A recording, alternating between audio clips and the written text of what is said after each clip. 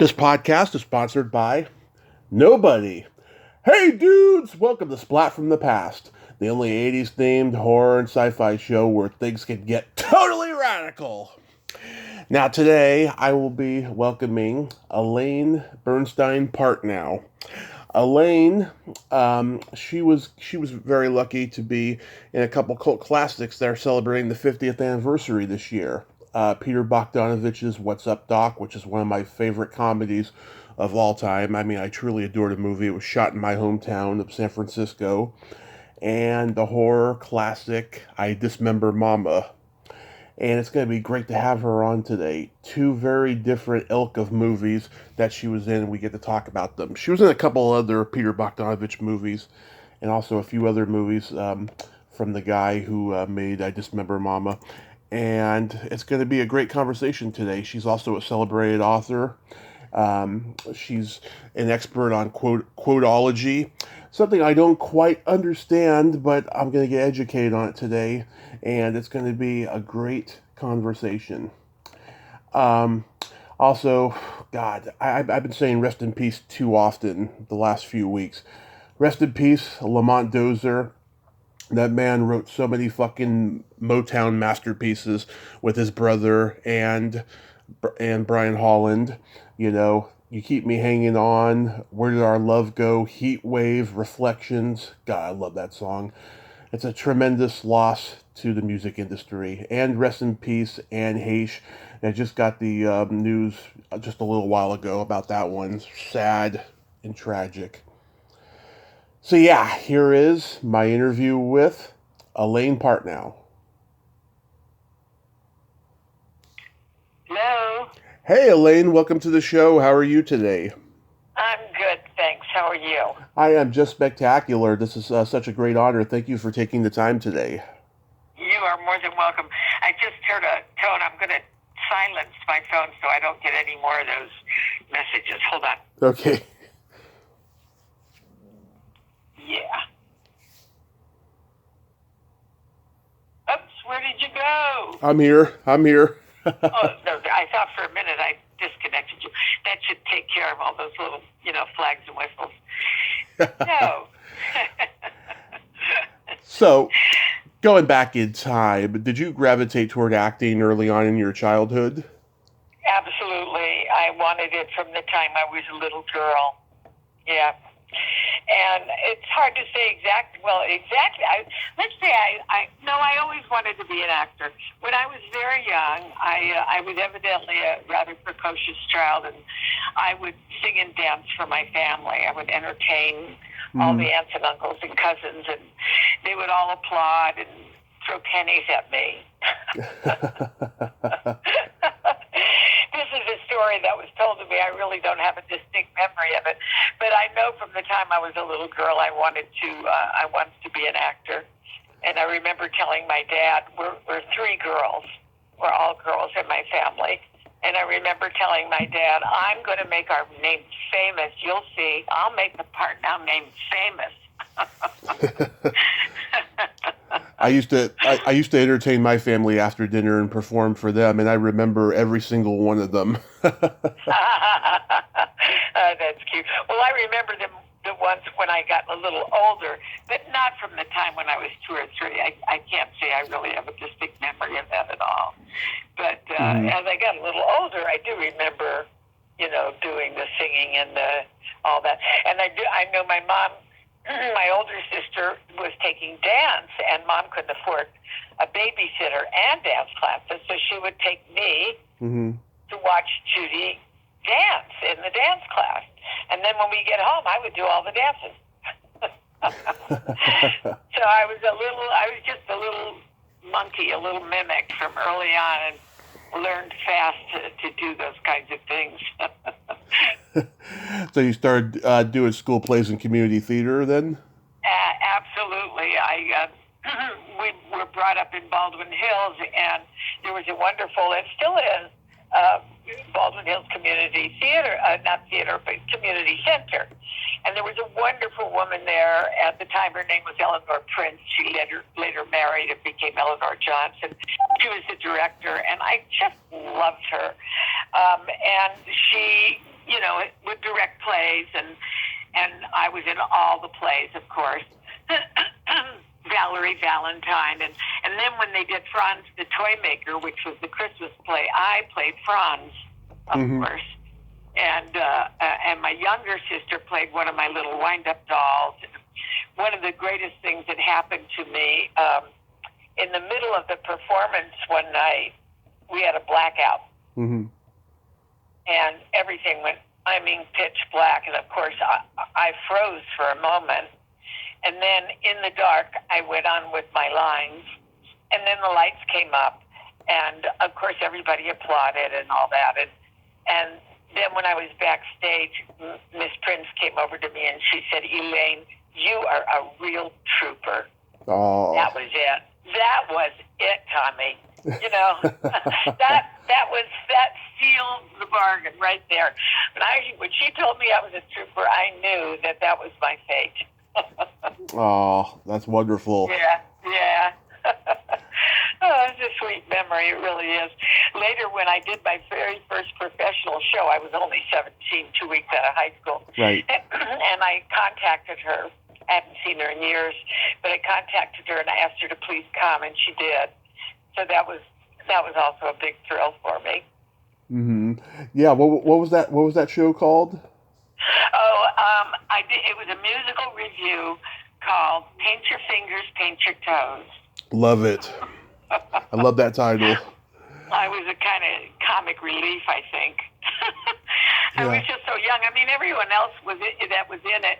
In fact, one of the women in it, Bonnie Scott, went on to have a pretty decent Broadway musical career, at least for a few years, as I recall. She was a really good singer. I love to sing, but I am not a great singer. I've got a really nice voice, but not a great ear. So I really have to work hard to learn a song and stay on key.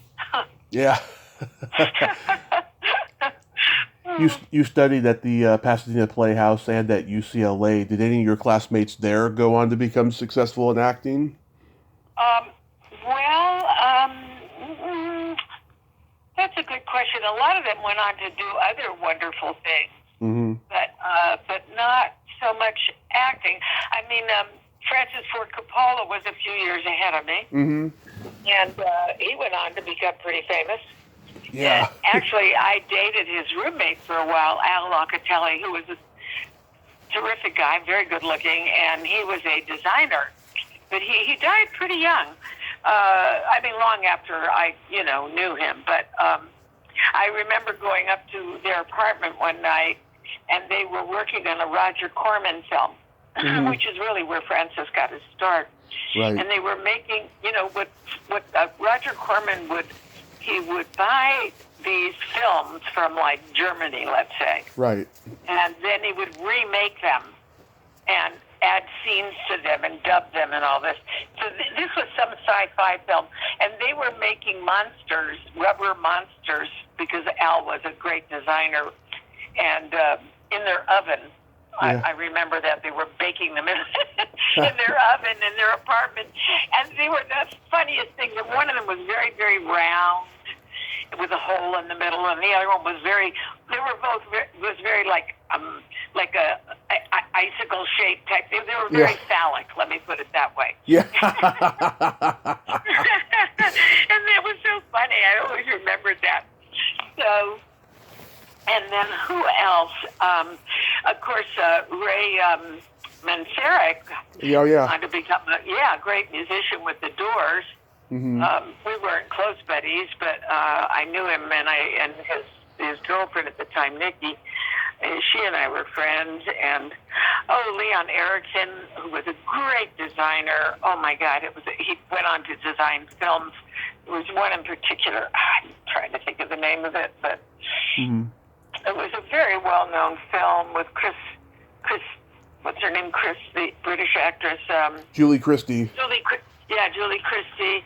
It took place out west, and an opium den, and but it was a fabulous design. In fact, I remember he designed this set. Oh, George Takei and I George Takei and I were at school together. He's a few years ahead of me. And we were, it's funny, I mean, I haven't thought of these things in a while. We did this show together. It was a young Asian woman's master thesis. It was called Yankee Don't Go Home. And I played George's number one wife. Wow. And Carol Goodhart, I remember, played his second wife. And she was the, good-looking one. I was the old, ugly one. Yeah. And there were, it was a musical. And one day, many, many years later, I would say a good, maybe only 15 years ago, I was in L.A. visiting. I wasn't living here at the time. And visiting family and friends, and went to this sushi place. I think it's called Nashi Sushi. It's in the Hollywood area around Beechwood and Melrose, that area there. Right. And there was George with some friends at another table. And, of course, I recognized him right away, not because of Star Trek, but because I'd done the show with him, Yeah. And I went over, I said, George, do you remember me? And he looked at me, I said, and I started singing, My Position, Wife Number One, which was one of the songs. And he laughed, and I sat with him, and we sang all the songs from the show. It was riot. It was just so funny. And lots of fun. So George, of course, became quite famous. And when I was in New York, and he was doing his show a few years ago that he wrote and produced, a musical based on his time in the internment camp, I went backstage and saw him again. So that was really nice. Wow. Did you know Nettie Pena at UCLA? No. Yeah. Nettie Pena. She directed this horror movie from in the early '80s called Home Sweet Home, and I talked to her a couple of years ago, and she was friends with Ray Manzarek and Jim Morrison and all of them. She hung out with the Doors like before they made it. Yeah. No, I didn't know. I did not know her. I did not know her. The gal who was hanging out with Ray at the time, Nikki Minter was her name, and I don't think she went on in the business. I don't think she continued in the business. So I only really knew Ray through Nikki, and I did not hang out with all of them. Now, my friend Arthur Seidelman. Oh, yeah. Do you know who Arthur is? Oh, yeah, he did, like, TV Movie of the Weeks and stuff. Oh, yeah, and Broadway shows and feature films. Well, he and I we just had lunch a week or two ago. He's actually getting ready to direct a new film, I think in the fall. He's waiting for the fall because oh, great. He's going to be shooting in, I think in Arizona or New Mexico, and he didn't want to do it in the heat, Yeah. But, he's going to fly me in. It's only a one-day role. He said, but I'm going to fly you in, Elaine. He directed me. Well, first of all, we were in a theater. He started a theater group. Yeah. Outside of UCLA, Theater Vanguard. And I was a very integral part of that group and did gobs and gobs of shows that he directed me in. And then when I moved to New York, I was in an off-Broadway show that he directed called, it was The Awakening of Spring, which has been redone and redone and redone. Franz Mugen's play. And then he directed me in Two for the Seesaw in Summerstock at Morristown Theater. And that was a great thrill. And I haven't worked with Arthur since then, and that was in the 60s. So he said, Elaine, we have to work together again while we still have the chance. Because we're both getting on. So at least we'll have this one day together. That'll be really fun. I'm so happy for him. Oh, I love it. So, yeah. So then you go to New York. You study with Uta Hagen and Bill Hickey. Yes, I had 2 years with Uta, which was the best 2 years. I mean, that gave me the background, the solid foundation that I needed for all the work I did. She was fabulous. She was just, for me, she was just a great teacher. Oh, Austin Pendleton, with whom I did not become friends, but he was in one of my classes with Uta. Remember that? Yeah. At that time, he was, Yeah, he hadn't really made a name for himself, but yeah. Yeah, I love him. He's one of my favorite character actors. Yeah, he's a really good character actor. He's very funny. He truly, truly is. Yeah. And Bill Hickey, Well, he was funny. I mean, he was so good at playing, mob guys that were just hilarious in movies. yeah, yeah, yeah. Yeah, he did a lot of very fun, always offbeat because he's a funny-looking guy, but always made it work for himself. Yeah, For sure. did you have any classmates in those classes that were successful later? I didn't. It wasn't the kind of, it's not like at college where you hang out afterwards. Right. You go to the class and you go home, Right. and except with your acting partner, whoever you're doing a scene with. So it's not the same. It wasn't the same kind of milieu. There was no campus, Yeah. And so no, I don't know. I mean, it's very possible, but I don't really remember. I don't know why I even remember Austin's name. Maybe we did a scene together. That was a long time ago, Tommy. You're talking about the 60s. I mean, and here I am, and I'm pretty much of a here and now person, but I'm always up to something new and doing work and working all the time.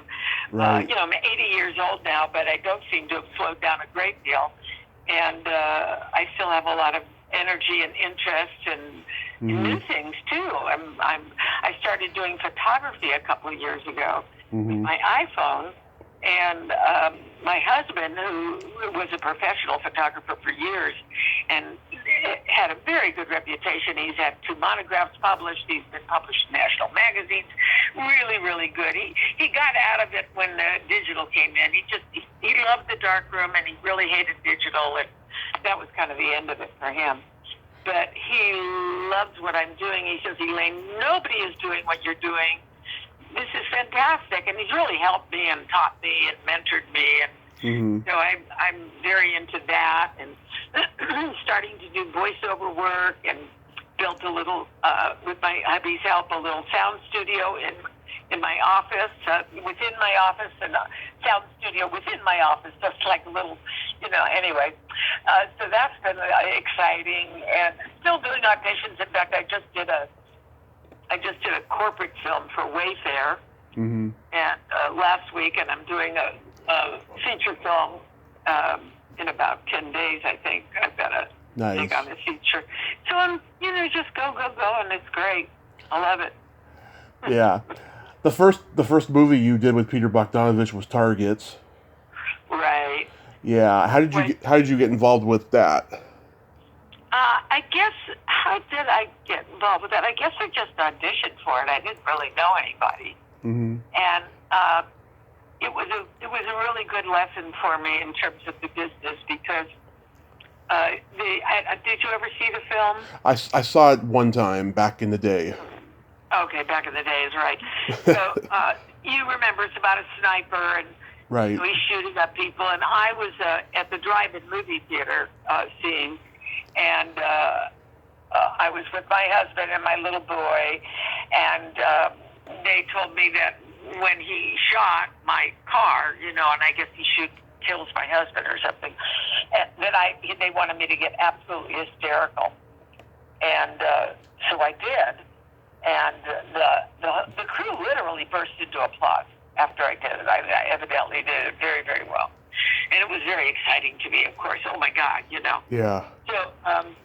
So then when I went to the screening, I was so excited. Wow, And I went to the screening, and I'm on screen for about 1 second. They cut out the whole hysteria scene. All you see is the bullet coming and hitting splat on the windshield. And you see me going, and that's about it. And I was devastated, Tommy. That was, like one of my first film roles. And I was just devastated to, ended up on the cutting room floor. But it was a really good lesson for me not to have great expectations, just to do my work and do the best I can, and not to have great expectations. Did you get to see Boris Karloff on set? He was not on set that day. It was all the people in the parking lot. That was that was just a one day for me, so that was it. But Peter did hire me for 2 more films. It's Yes. small little, bitty roles. But, he said I was his good luck charm. Oh. Well, and I thought, well, then why don't you give me a bigger part? Yeah. But I didn't exactly say, well, I may have said something like that to him. but I was so impressed with his first wife, Peggy. She produced his first several films. She was terrific. Polly Platt? Is that her name? Polly. Yeah. Platt, yeah. She was amazing. I thought he was a fool for leaving her. Yeah. What's Up, Doc is one of my favorite comedies of all time. I mean, my grandmother and I, we used to watch this all the time, starting when I was like 5, and just laugh out loud of how goofy and nutty it was, Yeah. Wonderful screwball comedy. It really, really was. Yeah, so like you were one of the party guests, right? It was in the daytime party that they have in the movie. It was the scene where the briefcase gets switched around over and over again. And it's so funny because about a month ago, my niece and her 17-year-old son, who's a movie buff, he loves movies, and he loves to watch the old movies. So they were going to watch What's Up, Doc, and Leslie said, Nathaniel, your Aunt Elaine is in that. He said, really? She said, yeah, it's just a small part in the party scene, but she's in it. So they're watching it, and Nathaniel goes, there she is, and he snaps a picture of me, and she sent it to me. I was just unbelievable. Yeah. He was so quick to recognize me. I mean, he didn't even know me then. He's only 17 years old, and I was like 26 or something, Right. But it was so much fun because I got makeup every day, and they dressed me in a white Chanel suit, and I felt very, very chic. It was great. Yeah. Oh my God! It just everybody was so well cast in the movie. Like I remember Peter Bogdanovich said on the DVD commentary that he had a talk with Howard Hawks, because this was kind of like a retelling of Bringing Up Baby, and Howard Hawks said that Ryan O'Neal and Barbra Streisand don't hold a candle to Cary Grant and Katharine Hepburn. I can't imagine any 2 other people besides those 2 playing the roles that they played in this one. Yeah, really. Yeah, it was probably the best screwball comedy since those days when they were so popular, Cary Grant did so many of them so well. Yes. I'm born and raised in San Francisco, so it's like one of those San Francisco movies that I just take a lot of pride in. Yeah, I get it. Yeah. Yeah, Peter also said on the commentary track that all the hilarious, memorable lines in this movie became catchphrases amongst the cast and crew as in-jokes throughout filming, don't you know the meaning of propriety, or you're upside down, or Mr. Privilege, it's a Larrabee, all those great lines. Yeah, it was really, really fun to work on. I enjoyed it. And I became very friendly at the time with Peter's younger sister, Anna. Yeah. Bogdanovich. But then we stayed in touch for a long time, and then I lost touch with her. And when I saw Peter many, many years later at an art opening that he had invited me to, was it his art or his father's art? Now I can't remember. Did he paint? I think so. Yeah, maybe it was his art. Anyway, I remember going there, and I brought my dad and my stepmother, and I think I was, with Turner. I was married at the time. Anyway, I remember I asked Peter about her. I said, how's your sister? And he kind of like clammed up. I think that they did not have a good relationship. Oh. Yeah, which is, which happens, I guess, with some siblings. I'm very close with mine, but I know that does happen with some, so whatever. Yeah. Yeah. Yeah, so the energy on set was just very infectious, I take it. I mean, look, I didn't have much of a part, so I was only, I guess I only worked a couple of days. I can't even remember, to tell you the truth, Tommy. It was so long ago. But it was a very complicated scene. That party scene was probably maybe the most complicated scene in the. Oh, wasn't Austin in that? Austin Pendleton. Oh yeah, he's Mr. Larrabee. Yeah, of course. And, because of the way that suitcase had to move around and end up where it ended up several times, it was hysterical. It really was. So I remember that part of it. And I remember that Barbara Streisand was very, very professional on set. Mm-hmm. I won't say she was friendly, but she wasn't unfriendly. She was just a pro. Absolutely, I've heard that about her many times. Yeah, which I admire. Years ago, when I was still, I think, a freshman at UCLA, mm-hmm. A girlfriend of mine, Terry, she called. She said, "How would you like to fly to Las Vegas with some friends of mine and chip in for the gas to see Barbara Streisand?" At that time, Barbara was not a real big name. She had just started off like in San Francisco at the Hungry Eye and stuff like that. And she was actually second on the bill to Liberace. Oh, wow. Imagine that. I jumped at the chance because I thought, whoa, yay, yes. So, of course, I didn't tell my parents. My God, they would have just plopped. So we get in this little single-engine aircraft with these two guys, they're pilots, right? Right. So not until I get up in the air do I find out this is their first solo flight. They just got their license. So that was a little nerve-wracking. Anyway, we land in Vegas, and it's a rented plane. Of course, they don't own it. And they go to lock the plane, and the key breaks in the lock. Wow. We go, oh no, criminy. Well, we'll deal with it later because we don't want to miss the show. So we went and saw Streisand, and actually Liberace also was fabulous. What a great showman he was. Yeah. I had never seen him live. I'd only seen him on TV. So he was just great, and then she was fantastic. It was just, what a great night. We get back to the airport, and it's like, at this point, it's like 2 or 3 in the morning, and we have to call a locksmith because we can't get into the airplane. So we called this locksmith, or they did. I had nothing to do with it, and kind of wake him up. And he said, "Well, I'll come and take care of it if you do me a favor." And they said, "Sure, what?" He said, "Well, I want you to fly my granddaughter needs to go to, or daughter, whatever, needs to go to L.A. You fly her to L.A." Can you imagine this guy putting his granddaughter in with total strangers? Yeah. Anyway, they said, "Yeah, sure." So he shows up with his granddaughter. He's kind of a rotund guy. She is huge.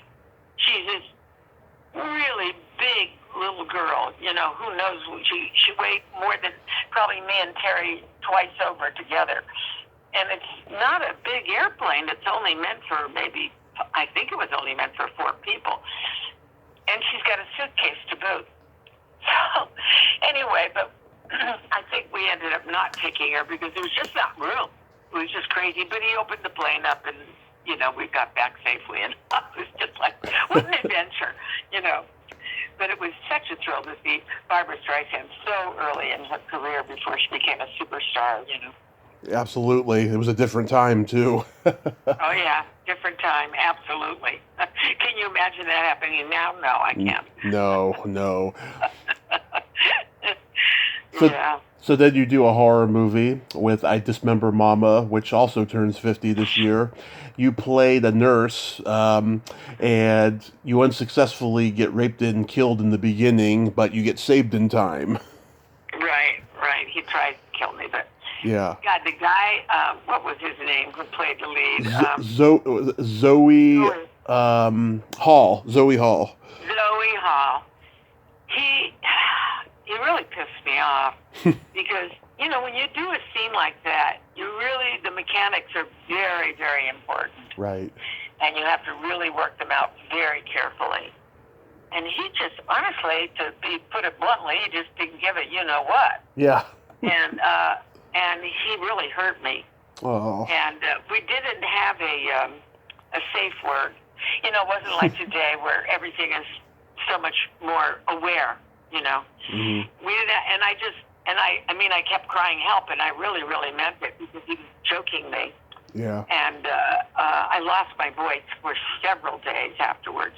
He hurt me so badly that my larynx got swollen. And I mean, what a stupid thing for an actor to do. That's just so undisciplined and stupid, and I had no respect for him whatsoever. Oh, I'm so sorry you had to go through that. Yeah. It was really horrible.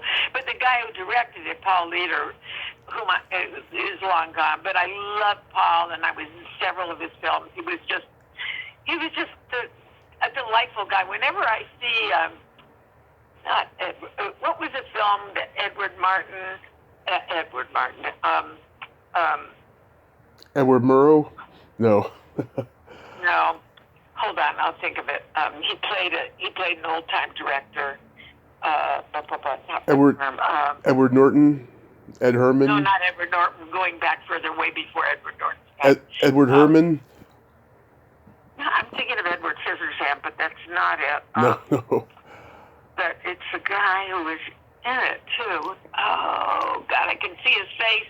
He was a very well-known actor in the day. Martin, last name Martin. Oh, God. Anyway, it was about an old-time director who made all these B movies. Yeah. And I'm sure you know the movie. Ed Wood, Johnny Depp. Yes. Yeah. Every time I see that movie, I think of Paul, because that's how Paul was like. He didn't care about the money. He just wanted to make movies, and he made a lot of low-budget films and had such a good time doing it. And he was just a wonderful guy to be around. Yeah, he was a good friend. And I did a stage show. He directed Acrimony. That was the first thing I did with Paul, Acrimonious Eye. And then he made a movie out of it, which, of course, I was also in. Yeah, another guest of mine worked with him on these films as well, Greg Malavy. Oh, yeah, of course I know Greg. We were in Marigold Band together. I love that. Yeah. I love that guy. He's so congenial, so friendly, and he remembers everything you ask him. He's got a better memory than me then. Yeah, in fact, Greg and I were actually an item for a while. Oh, before he married. Go figure. Yeah, we saw each other for quite a while. That was fun. My uncle, who's no longer alive, looked exactly like Greg, and I told him that when I interviewed him 5 years ago. Oh my gosh, is Greg still around? Oh yeah, he's in New York, and I think he does the occasional signing show, but he teaches acting over there still. Oh, nice. Yeah, he was a good guy. He really was. Very sweet. Very sweet fellow. Yeah, nothing's changed. He's just a wonderful man. Nice. Then you were in the buddy cop comedy Busting with Elliot Gould and Robert Blake. How was that? Right. Again, small role. That was Barry Pollock directed that. Mm-hmm. And Peter Hyams. Peter Hyams directed. Oh, Peter Hyams directed. I'm sorry, I thought Barry directed it. Right, Peter Hyams directed. I was just do something else that he no. Anyway, it was the role was brief. I have to say, I wasn't particularly crazy about either Elliot Gould or Robert Blake. Yeah, they weren't.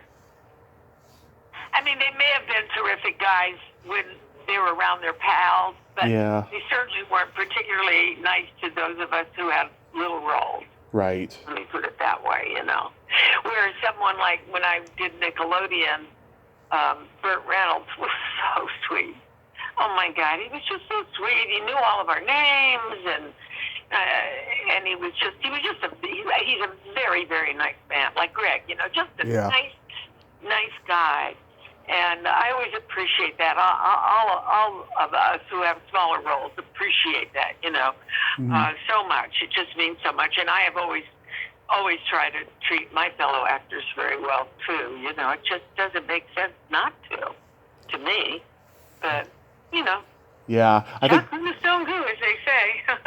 I think Peter Hyams is a very innovative director because he uses naturalistic sets, and he he uses a specific kind of lighting, and he's gotten a lot of criticism for that over the years. But I think in hindsight, he's pretty innovative. Oh, yeah, he's done some really, really fine stuff. No question about it. I would agree with you. Yeah. When you did when you did Nickelodeon, did you also get to spend any time with John Ritter? Not really. I mean, my main scene that I did was with Burt Reynolds, and actually I tried to pull his pants off as he climbs onto a wagon or something like that. I don't remember all the particulars other than that. We had a lot of fun, and I think he was seeing Dolly Parton? Burt Reynolds, or I'm sorry. Who was it Dolly Parton? I know it was a blonde, real fun, but bleached blonde, big hair. It was a lot of fun, big smile. You're talking about Burt Reynolds, right? Yeah, I'm talking about. She wasn't in the movie, but she was there. At that time, he was probably with Dinah Shore still. No, this was definitely not Dinah Shore. Huh. I know who Dinah Shore is. I would recognize her in a New York Minute. No, this may have been just after their time, and anyway, whatever. But he was just a sweetie pie, and I did not spend much time with John Ritter. Really, with John Ritter. I saw him working, but didn't really work with him. Yeah. Yeah, here's an anecdote that I think is very interesting. Peter wanted Nickelodeon to be black and white, but Columbia wouldn't allow it. And the other time that happened was Mel Brooks took Young Frankenstein to Columbia, and they said that they would make the movie if it was in color.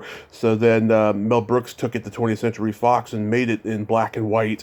But Peter, he had to bite the bullet with this one and make it in color.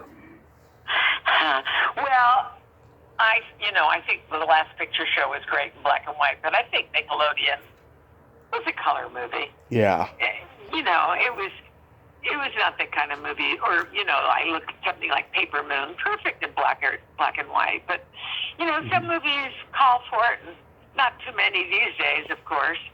But I didn't say, I don't agree that Nickelodeon should have been in black and white. Yeah. When I think about the movie, it was a fun movie, a comedy, and I don't know. Doesn't feel right. Doesn't sit well with me. Yeah. It's the director's vision, Right, of course. Did he ask you to be in the Last Picture Show? No, that was he did not. There was nothing there for me. There were no, Mm-hmm. There were only the principals, and there was no, like in the other movies where there was plenty of smaller roles. There really weren't in the Last Picture Show. Yeah, and Paper Moon, that was in black and white that he did also. So he did two black and white movies. Yeah, I loved Paper Moon. Mm-hmm. Just loved it. So fun. But I have to say that Ryan and Tatum are. I think he's very jealous of his daughter. Yeah, I agree. Yeah, I mean, God, he was like, a handsome, sex symbol actor of a guy, right? And, he was trying to prove himself as an actor, and then next thing you know, his daughter wins the Academy Award. I mean, that's got to be real ego-shattering, Yeah, I guess so. But in a way, but on the other hand, it's his daughter. He should have been bursting with pride. Right. A very delicate ego. Very delicate ego. Sad. That's what I say. Yeah. It's really sad. Yeah. Well, some people can take it and some people can't. What can I say? When you did sketches of a Strangler, did you work with Tanya Lamani? God, I don't know. Wasn't that Paul's film? Yes, it was.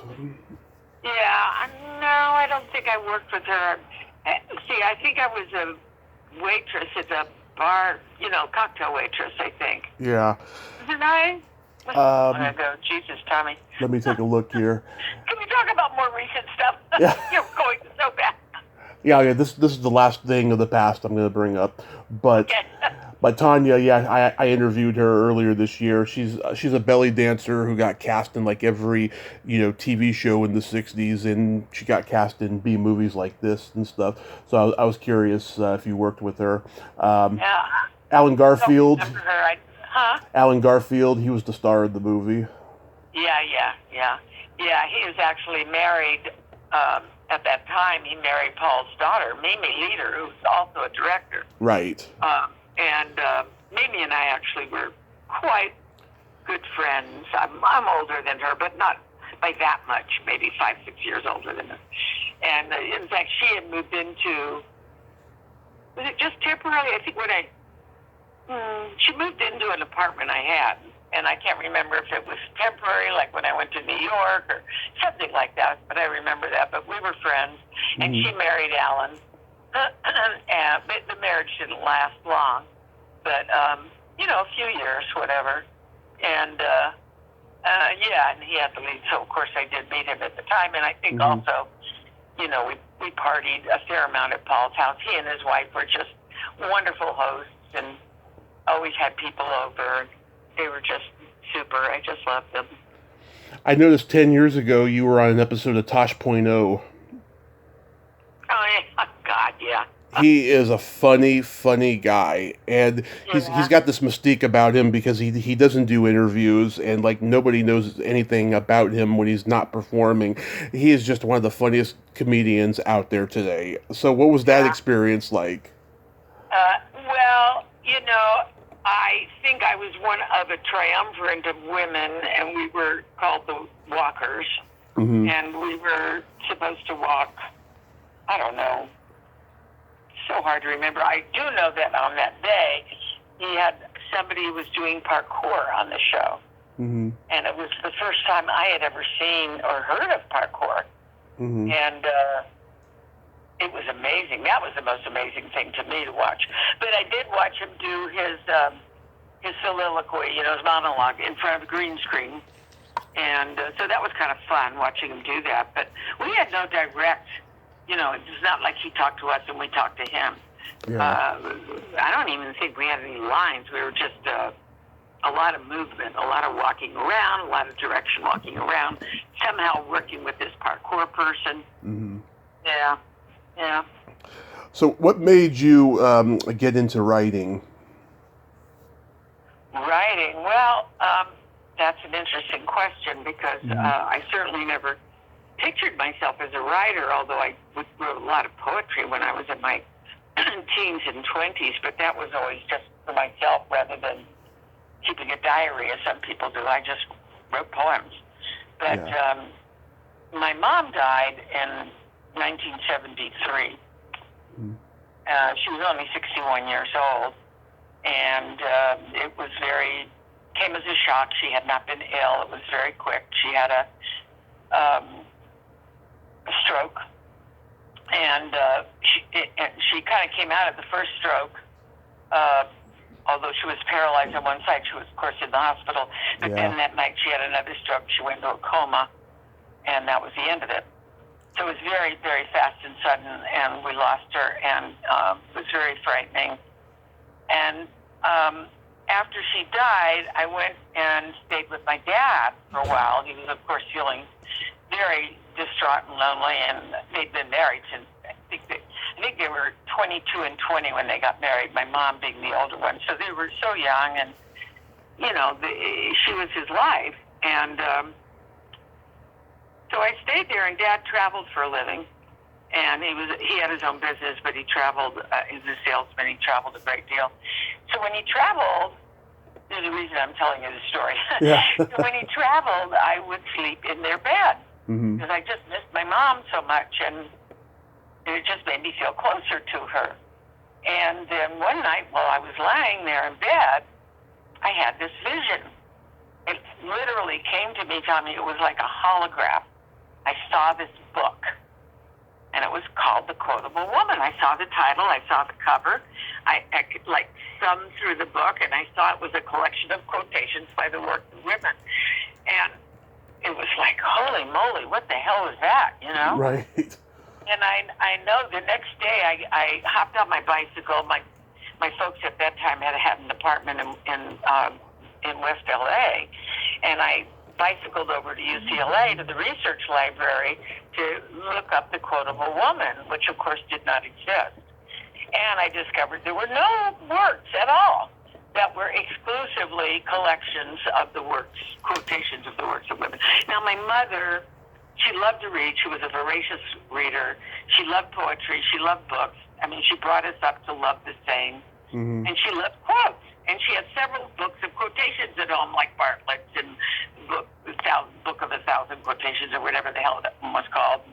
Anyway, so I started looking through these books of quotations and came to realize, and I found this out later, the Bartlett's quotation at that time, whatever edition it was, I don't know, the 10th or 11th edition, had like 1% of the quotations were by women. 1%. And, stuff like that. Anyway, I got very, very angry about it. Now, this was, again, this was the 70s, so this was also the beginning of the women's movement. Right. And, so, I mean, I certainly was getting swept up in that. And I got very angry about it, and I thought, somebody really ought to do something about this. It's ridiculous. And then one day I kind of caught myself with this line I was feeding myself, and I said, well, you're somebody, why don't you do it? So I did. I set to work. Now, these were the days, Tommy, no computers. All I had was a typewriter, okay? Okay. So I would go to the library, and I would record with a little cassette tape. I would record quotations I found. I'd work for hours and hours at the library. Then I'd have to go home and transcribe them onto in the computer onto cards, and right. I did it all on 5x8 index cards. It was an enormous undertaking. You can imagine doing it that way. And then when I had about 500 pages put together, and by this time I had met my future husband, and he and I were actually living together. And at that time, I met him right before my mom died, and then a few months later, we kind of became lovers. And anyway, so a lot of things were happening in my life at that time in terms of changes. And so I thought, well, now I can't keep doing this without getting some support. I need to find a publisher. So I had no idea how to do that. I was an actress. So I got out the yellow pages, literally, and I looked under publishers. And I'm in Los Angeles, mind you. How many publishers are there in Los Angeles? Anyway, I'm looking, and there's a publisher called Wollstonecraft. Well, now, because of my research, I had discovered that in 1492, Mary Wollstonecraft, the mother of Mary Shelley, who wrote Frankenstein and was the wife of, Percy Shelley, she had written in 1492 a book called A Vindication for the Rights of Women. Well, I thought, either this is a terrible coincidence or they're going to love my book. So I called them up. Did everything wrong in a way. I mean, nobody approaches a publisher the way I did. And I told them what I had, and she said, well, that sounds like, I talked to the editor there, Georgia Griggs, and she said, that sounds very interesting. Well, you can either mail it in or drop it off. Well, of course, I went the next day and dropped it off. And a few days later, I got a call from the publisher asking me to do lunch with her. We went to some place in Beverly Hills, I can't remember where, and we chatted.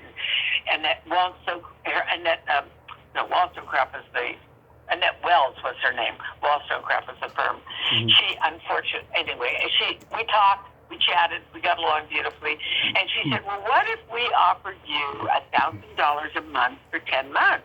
Do you think you could finish it in that time? And I said, oh, yeah. I was like, wow. $1,000 a month in those days, and we're talking 1974, honey. That was a lot of money. So for me it was anyway. So we made a deal. I signed a contract, and for the next 4 to 6 months, I was getting a check regularly, and then the check stopped. And I would say, where's my check? Where's my check? Well, it turns out that they were having problems, and they couldn't stay afloat, and they folded. So there I had my book again. Now I'd done a huge amount of work more on it. Somehow or another, somebody knew an agent Beverly something or other. I can't even remember her last name. I met her. She said, I know somebody who's going to be interested in this book. Stan Corwin. 2 weeks later, I had another book contract. All of this is like so amazing, but timing is everything, you know? Right. And, of course, it took me 4 years to finish the book from the beginning to the end. So it took me 2 more years at that point. It was just such a huge undertaking. At times, I always say I felt like I had my arms full of wet spaghetti and trying to keep it all together, you know? It just, and that was it. That's how The Quotable Woman was born, and it's still in print. It first was published in 1978. I've done 6 editions. The last edition came out in 2010.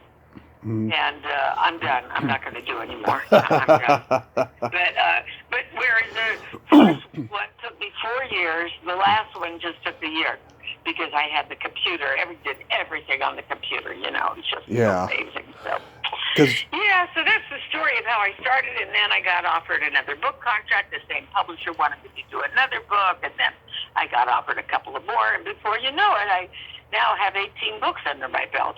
So that's the story. Yeah, I know. That's been wow is right.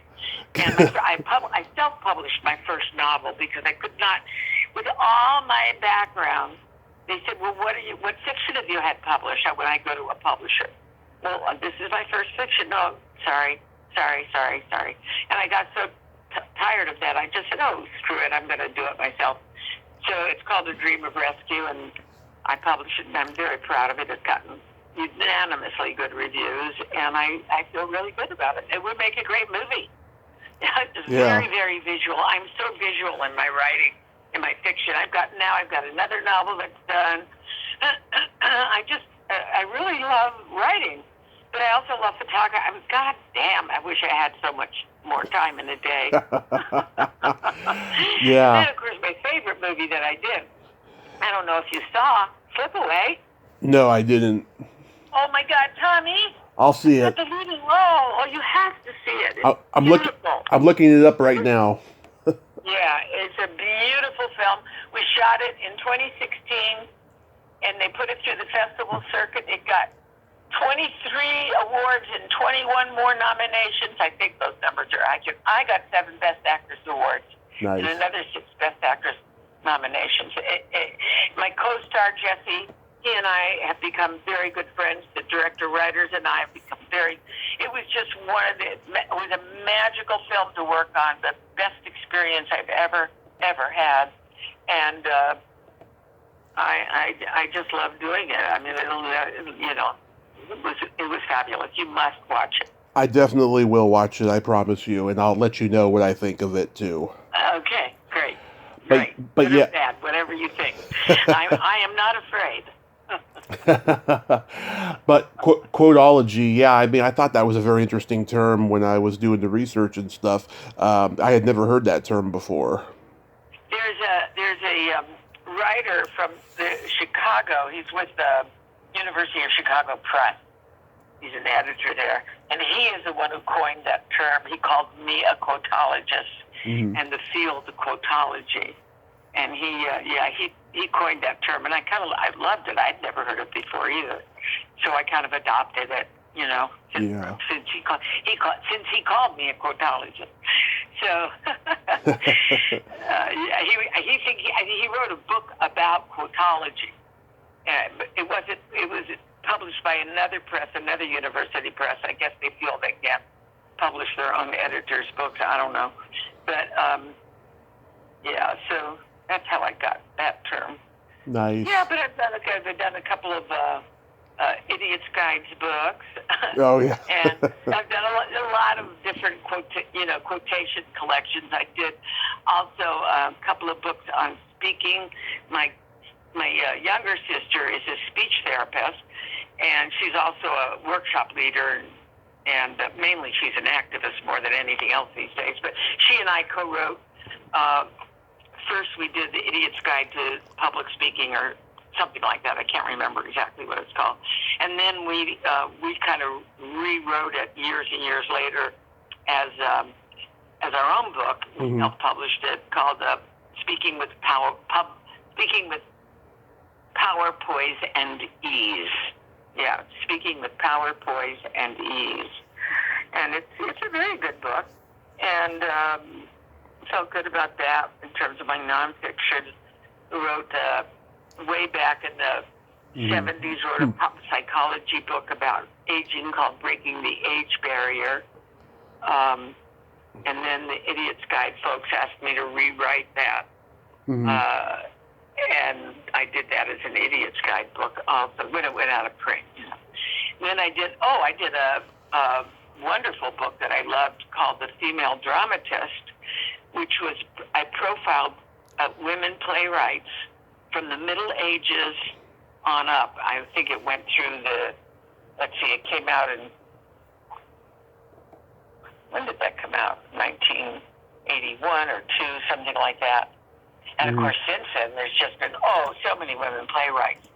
But there were women playwrights way, way back, and people just don't know about them. And, these days, theaters that want to do, the restoration comedy, they always do the same ones over and over.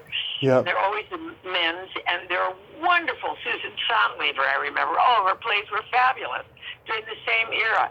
Yeah. Anyway, I felt really good about that book, but it's long out of print now. I saw your art photographs on your website. They are beautiful. I mean, breathtaking. Do you have Thank you. Yeah. Do you have a gallery? I don't. I'm hoping to. My photography has kind of taken a back seat the last several months because I've been trying to get this voiceover thing together, building the studio and getting the right equipment and taking an engineering class and sound editing and all that. But I really want to get back to my photography. I have so many more images, Tommy, than the ones you saw, and I want to, on my website, I want to have several galleries, for people to see. And then my husband, he has a particular gallery in mind. He thinks they'd be interested in doing a show. Nice. And I'm hoping that'll happen. And yeah, Turner says, that's my husband's name. He says nobody is doing this, Elaine. Nobody is doing what you're doing. I mean, all these images, imagine coming from the barks and roots of trees. It's like, really? But and some of them, I don't have any of those up on the website, but some of them really look like watercolors to me. So I'm doing some abstract ones now too. And it's so beautiful, just the colors and the I love doing it. It's just, of course, I need new territories because I walk my dog every day. I have an adorable little, I call him a chin pin. He's a Chihuahua mini pin mix. He weighs all of 5 pounds, 2 ounces. And loves to sit on my shoulder. But we usually walk, not in this heat, but we usually walk 2 miles a day. But I've seen the same trees. I've explored my neighborhood over and over and over and over. Whenever I go to a new place, like when we were in Mexico City a few months ago, oh my God, the trees there were so different. I just had a field day. Everybody would be going someplace and say, wait, Yeah. Stop, But he's very, very patient with me because he loves what I'm doing and is very supportive. What? So whenever I go to a new place, the thing I'm looking at is the trees. I'm always looking at the trees. Love it. So do you have any other upcoming projects you can mention? Just the only upcoming thing I have is this film, which seems to have 2 names, and I can't even remember either one right now. I'd have to look at my... In fact, I'm going to a screening tomorrow night. I did a half-hour comedy pilot. Nice. Called Sunflower, and we're going to a screening of it tomorrow night. That was really fun. It takes place in a retirement home. Oh. And I am the crossword puzzle whiz. The other residents laid bets on how fast I could do the New York Times crossword. So it's very fun, very funny. And I myself am writing a half-hour sitcom that takes place in in a restaurant. I'm not going to tell you the name of it, but everyone who works there is over 55. Mm-hmm. And it's across the street from a retirement home. So there's a lot of older people involved because they really think the time is right. Like just for this, all the baby boomers are getting there. They're all getting older. I'm really not a baby boomer. I was born just really before the baby boomers were born. Yeah. I think the baby boomer generation started in 45, if I'm not mistaken. And I was born in 41 just at the beginning, really, of our entry into world. I was born just before Pearl Harbor. Mm-hmm. Yeah.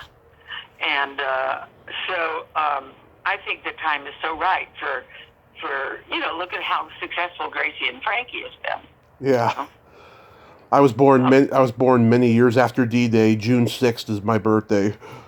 Yeah. I know you must be about, 20 years younger than me. How old are you now? I'm 39. Oh, you're really younger than me. Yeah, I'm 40. I'm twice as old as you, honey. But if you saw my movie and my album collection, you would think we were the same age. I love the classics. That's so fun. That's great. Well, we do too. We love the classics, and when I meet young people who love the movies, and I say, "Well, have you ever seen, Casablanca?" No, I've never seen Casablanca, and you think you're a movie buff? Are you out of your mind? Have you seen The African Queen? No. Are you kidding me? Oh my God. I know. It's like, come on, you can't call yourself a movie buff. What about 8.5? No. Are you kidding me? No. No. It's like I just go crazy. Yeah.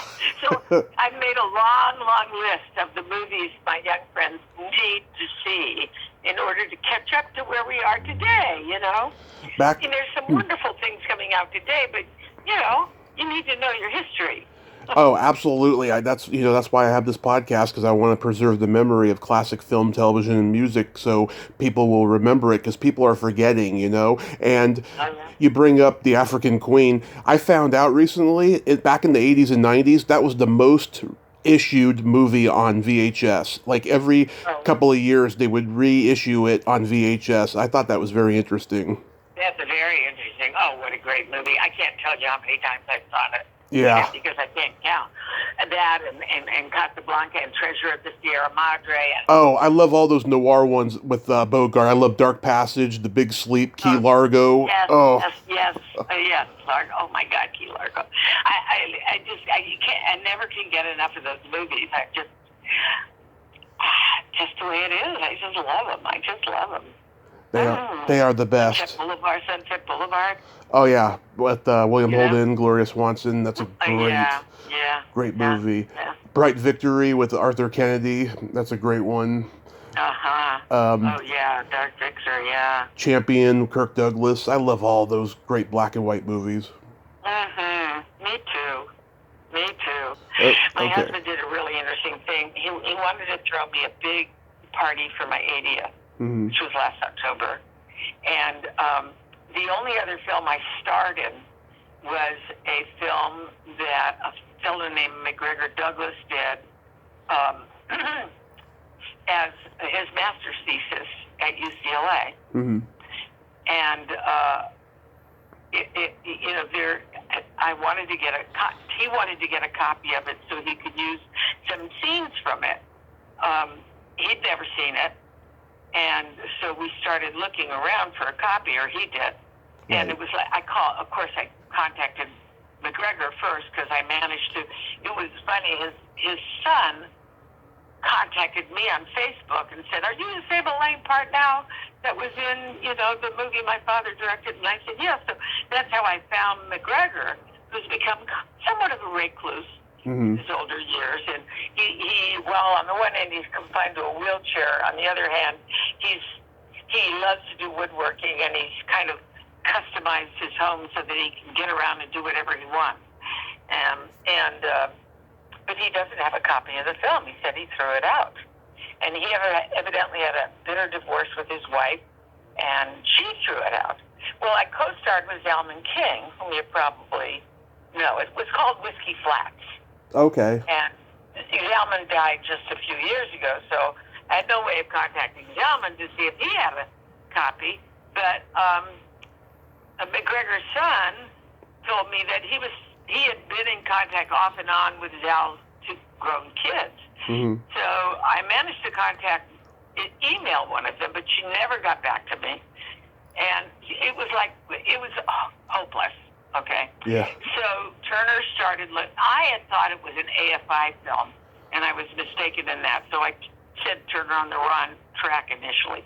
Then he found out it was a UCLA film. It took him like 6 months of research to find this film. And when he finally found it, it was in the archives of Technicolor in Camarillo. In Camarillo, Technicolor has this humongous warehouse. I went there with Turner. Tommy, you would have just died to be there. Yeah.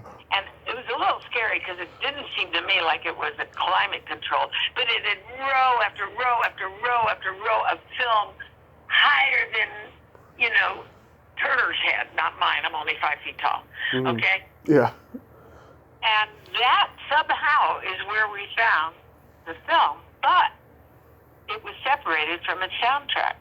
Huh. So the soundtrack was elsewhere. So Turner managed to find the soundtrack, but he had to watch it MOS. Mm-hmm. And it was very expensive, of course, to do the whole film would have cost thousands. So he decided just to pick some scenes. And I told him about one scene that I remembered where I was being interviewed very, very, Martin Landau. That's who I was trying to think of, who was in Edward Wood, right? Remember I kept saying Martin. He was Bela Lugosi in that movie, and he won the Academy Award. Yeah, it was just, I loved it. Anyway, but it was very, John Cassavetes, the whole movie, we improvised most of our dialogue. In this script, we were just given situations, Mm-hmm. And in this scene, I was being interviewed the film was about a filmmaker, a young filmmaker at UCLA. It was one of those kinds of things. Right. And so he interviews me, and I remember that scene because I really liked it. Mm-hmm. And there was only one other scene I remember because I really didn't like it. But the only scene I did where I didn't believe myself. I didn't think I was being honest and real. So anyway, so Turner watches the film MOS, and of course he recognizes that scene, and he picks the others. I didn't even have a memory of them. And then he pays to have those films put together with the sound for my birthday, along with clips from some other stuff I've done. And then I put together a little slideshow of my books. It was just kind of a celebration of my achievements. Yeah. Well, the scenes he picked, I just went, oh my God, I can't believe, now I remember. It was just so much fun. I mean, I was so thrilled. And I've watched them several times. I was 26 when I did it. Yeah. So, yeah, it was just so fun. And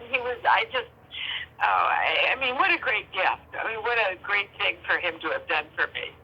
And the whole party was so much fun. It wasn't a huge party because I don't have a huge circle of friends, and of course it was during the pandemic, so some of my dear friends, their health is compromised and they just couldn't come. They couldn't come to a theater. Mm-hmm. He rented a theater at the Landmark in West LA, which is closed. They closed it. So sad. Anyway, they had some smaller theaters with couches instead of seats, Mm-hmm. And, there were smaller theaters for screening purposes like ours with plenty of room, and we laid out a wonderful meal we did Greek mainly because so many of our friends are vegetarian and vegan, and this seemed to be the best solution. And, of course, we also had meat there for, for those who like meat like me and my husband. But there was plenty of vegetarian foods and vegan foods. Mm-hmm. It was just a fabulous party. There was about 21 people, I think, all together, and we had such a good time. You want to go outside, baby? My little doggy wants to go get some sun on our balcony. He loves the sundays. We have a little cot. Yeah. Put out. Hold on a second. Come on, baby. Here you go. Here you go. Oh, yes. There you go. Okay. It's a boy. We also have a dove feeder, and doves come every day. Mm-hmm. Put seed out, and they come every day if he doesn't chase them off. So, yeah. Earlier, Yeah, that was. Earlier you mentioned Barry Pollock. Yeah, the movie you worked with him on was Cool Breeze. That was it, Cool Breeze, right. And he didn't do a lot after that until later. And then he's done a couple of films in the last few years. And one of them is called It's Not a Date. Mm-hmm. And I had a very fun little part in that, a really, really fun part. I was very funny. And I often play a wacky old grandma, you know. Yeah. And I've also played some really evil women, which just cracks me up. And I think, I just don't look like an evil woman. And that's probably, I mean, I have a kind of a sweet face. And they probably cast me because it's so unexpected that I would end up being this cult leader, you know, or something like that. So it's been, I've had some really fun gigs these last few years. Of course, it was all dead during the pandemic, but that's what got me started on photography. Exactly. Yeah. Exactly. So, you know, there's an old ancient Chinese folk tale. And to make a long story short, it's basically, how do you know that beneath this tragedy there does not lie a blessing? How do you know? And how do you know that beneath this blessing does not lie a tragedy? How do you know? And so there's things like that, like the pandemic was, for me, it ended up being a blessing because I discovered this whole new part of myself. Mm-hmm. And that I just love. And can keep doing and doing and doing as long as I can keep walking, you know? Yeah. Or I should say perambulating, because who knows? If I can't walk, then if I'm in a wheelchair, I can go out there anyway. But so far, so good. I'm still walking a couple miles a day. Oh, that's wonderful. So by tradition, I always tell the guest a joke at the end of the interview. Okay. You obviously aren't easily offended, so I think you can handle this. I am not easily offended. What do you call a boy that doesn't masturbate? Oh, I can't wait to hear the answer. A liar. Oh, yes, indeed. Yeah. I love that one. I will remember the liar. Oh, thank you. Thank you. Well, this has been a lot of fun, Tommy. Yes, Elaine, this has been a blast. I thank you so much for coming on today, and I hope you have fun when you go to Arizona and spend a day on that film and the rest of your projects. Just enjoy the rest of your summer, have a great day, and be safe. Okay, Tommy, you take care. Okay, you too. Bye-bye. Bye-bye. Well, there you have it. Elaine Partnow. Ain't she a sweetheart? What a great lady, huh? I'm so glad we got to talk today. And go check out her website, www.elainepartnow.com, and take a look at those images. They are just breathtakingly beautiful. You'll never be the same again after seeing them, and I mean that literally. She is just a fantastic artist, and I'm glad she's still out there, you know, doing what she loves doing and bringing joy and happiness. Well, until next time, this is Tommy Throwback Kovac saying there's no shame in living in the past because the present sucks. Later, dudes.